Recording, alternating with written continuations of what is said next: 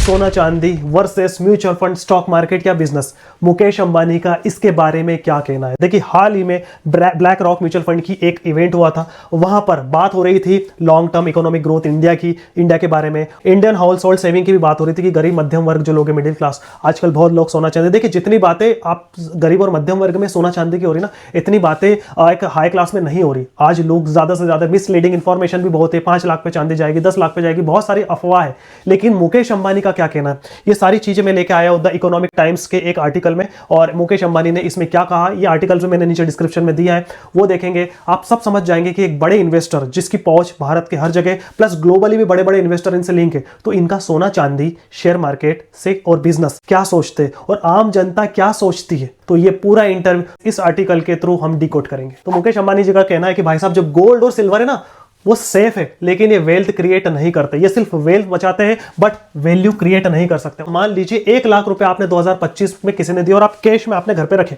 ठीक है, 1 साल बाद 2026 में उसकी वैल्यू क्या होगी, वो 1 लाख के 1 लाख ही रहेंगे।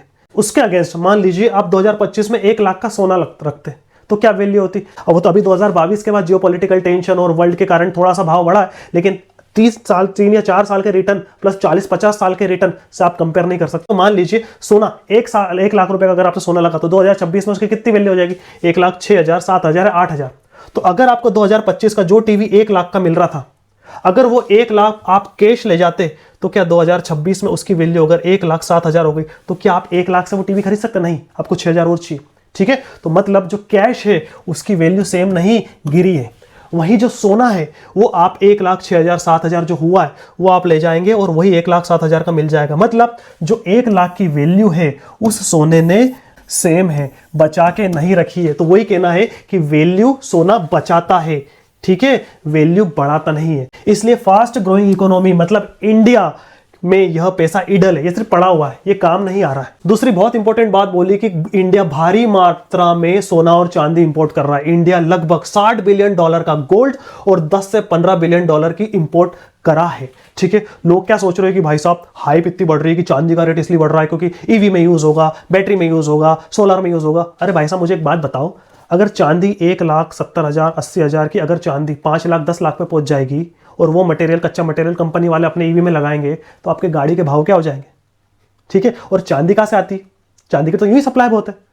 सोना तो चलो ठीक है भैया, तो खदान से मिलता है, खोज से मिलता है, चांदी बना नहीं सकता, चांदी तो रो बाय प्रोडक्ट है, बहुत कम मात्रा में खदान से मिलती है, लेकिन बनती कैसे, आपका जो जिंक है, कॉपर है, लेड है, इनके बाय प्रोडक्ट, इनको प्रोसेस करते तो निकालती, हमको चाहिए और इनको प्रोसेस कर निकालेंगे। तो चांदी की सप्लाई बहुत ज्यादा, इसलिए चांदी किलो में मिलती और सोना ग्राम में मिलता है। इसलिए सोने का गोल्ड लोन मिलता है, सिल्वर लोन सुना आपने, बात हो रही थी, बट नहीं, ऐसा कुछ भी नहीं है। इसलिए जो चांदी है ना वो बहुत हाइप बना के रखा है लोगों ने, एक्चुअल जो है ना ये अच्छी चीज नहीं है।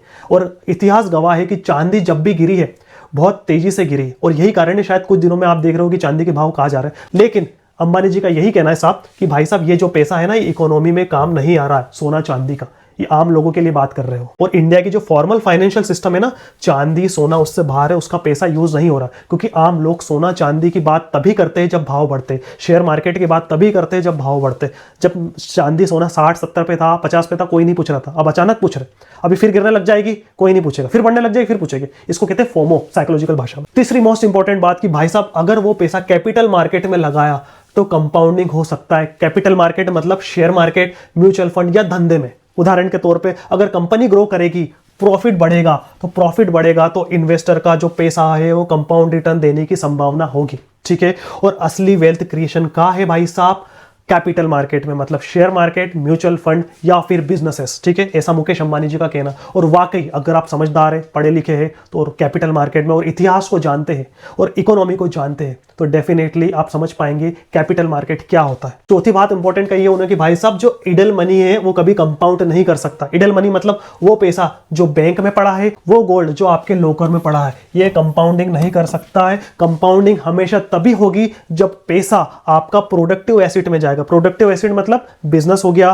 कैपिटल मार्केट हो गया, मतलब म्यूचुअल फंड, इक्विटी या शेयर मार्केट, ठीक है। देखिए अगर आप समझदार है, पढ़े लिखे, फंडामेंटल टेक्निकल एनालिसिस जानते, अनुभव है तो डायरेक्ट आप शेयर मार्केट में करिए। और अगर आपको किसी चीज का नॉलेज नहीं है तो म्यूचुअल फंड में लीजिए। म्यूचुअल फंड में फंड मैनेजर होता है, वो अपनी स्किल के हिसाब से लगाता है, ठीक है, लेकिन उसमें भी रिस्क रिवॉर्ड देखना बहुत जरूरी है। और पांचवी सबसे इंपॉर्टेंट बात बोली उन्होंने उस वीडियो में कि India multi decade growth cycle में जा रहा है। मल्टी डिकेड मतलब आने वाले 10 साल, 20 साल, 40 साल खतरनाक भारत की ग्रोथ होने वाली है। साथ में उन्होंने कहा कि इंडिया अगले कई दशकों के ग्रोथ फेस में है और इंफ्रास्ट्रक्चर, कंपनीज, इनोवेशन ये सब ग्रो करेंगे। इस ग्रोथ में हिस्सा लेना है तो आपको कैपिटल मार्केट में आना ही होगा, और कैपिटल मार्केट ही एक तरह का प्रोग्रेसिव एसेट है।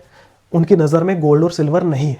और छठी बात उन्होंने बोली, हाँ मैं मानता हूं कि गोल्ड और सिल्वर भाई साहब कल्चर है। वो समझते हैं कि भाई साहब भारत में कल्चर है, शादी ब्याह में गोल्ड सिल्वर लगता है। साउथ में तो देखा बहुत ज्यादा, शायद चांदी के बर्तन भी वहां बहुत ज्यादा देते हैं। तो सोना चांदी एक भारत में बहुत जरूरी है, कल्चर दशकों से चलता आ रहा है। और साथ में उन्होंने भी कहा ये इंडिया का गोल्ड कल्चर एक तरह का सिक्योरिटी है, अनसर्टेन टाइम हेजिंग के काम आता है। अगर आपके पास अभी 50 ग्राम, 100 ग्राम, 200 ग्राम, आधा किलो सोना पड़ा होगा ना, तो आप चेन के लिए रखोगे। क्यों? क्योंकि आपको मालूम है कल से आपको कुछ प्रॉब्लम आई तो आप उसे हेज करके आपकी प्रॉब्लम को सोल्व कर सकते हैं। इसलिए जो बड़े बड़े बिजनेसमैन इन्वेस्टर है ना, उनके लिए गोल्ड एक इंश्योरेंस हेजिंग का काम करता है। और गरीब और मध्यम वर्ग की साइकोलॉजी ये है कि गोल्ड एक इन्वेस्टमेंट है, बट गोल्ड असलियत तौर पे एक इन्वेस्टमेंट नहीं होता है, वो हेजिंग और सिक्योरिटीज के काम आता है। और उनका मानना है कि लॉन्ग टर्म वेल्थ के लिए आपको धीरे धीरे पार्शियल शिफ्ट करना पड़ेगा कैपिटल मार्केट में। जो ब्लैक रॉक म्यूचुअल फंड का इवेंट था, म्यूचुअल फंड का काम है, ठीक है। तो उनका गोल क्या है मालूम है? उनका गोल ये नहीं कि पूरा सिस्टम ही बदलना कि भाई साहब सोना चांदी खरीदो ही मत।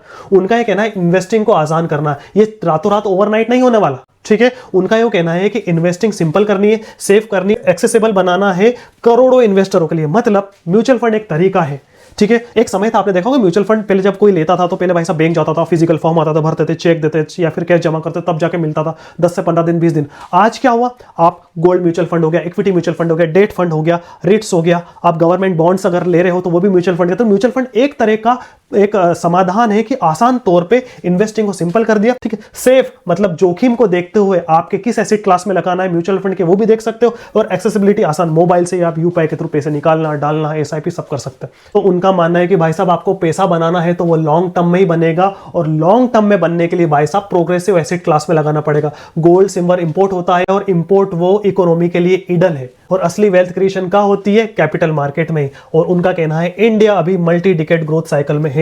उनका कहने का मतलब है गोल्ड सिल्वर अच्छी बात है, एक कल्चर के लिए ठीक है, सिक्योरिटी के लिए ठीक है, हेज के लिए ठीक है, लेकिन अगर आपको लॉन्ग टर्म स्टोर इन्वेस्टमेंट करना है, वेल्थ क्रिएट करना है, तो आपको प्रोग्रेसिव एसेट में लगाना पड़ेगा। और उनका कहना है कि वो सिर्फ कैपिटल मार्केट है, और इंडिया की अभी long term multi decade story चल रही है। तो अगर आप अभी समझ चुके हैं और वेल्थ क्रिएट करना चाहते हैं तो धीरे धीरे पार्शियली शिफ्ट करें, ऐसा उनका कहना है। और ये बहुत टेक्निकल भाषा में था, हम लोग इसको समझ नहीं पाते, तो मैंने कोशिश करी है कि उनका जो कहना है, उन्होंने जो कहा है, वो सारी चीज सिंपल भाषा में आपको समझ सकूं, क्योंकि गोल्ड और सिल्वर बहुत ज्यादा हाइप बना हुआ है। कैपिटल मार्केट ही, प्रोग्रेसिव एसेट ही आपको अच्छा रिटर्न देने की संभावना करेगा, बशर्ते आप किसी अच्छे फाइनेंशियल एडवाइजर से सलाह लेके या तो स्टॉक मार्केट या फिर म्यूचुअल फंड में पैसा लगा, डायरेक्ट लगाएंगे जोखिम ज्यादा हो सकता है। तो अगर आपको म्यूचुअल फंड ब्लैक रॉक के इवेंट का डीकोड और इस आर्टिकल का डीकोड समझ में आया है तो इस वीडियो को लाइक करें, हमारे व्हाट्सएप ग्रुप को ज्वाइन करें और इंडिया की नेक्स्ट मल्टी डिकेड स्टोरी में पार्टिसिपेट करें, ताकि लॉन्ग टर्म में आपको फायदा मिलने की संभावना हो।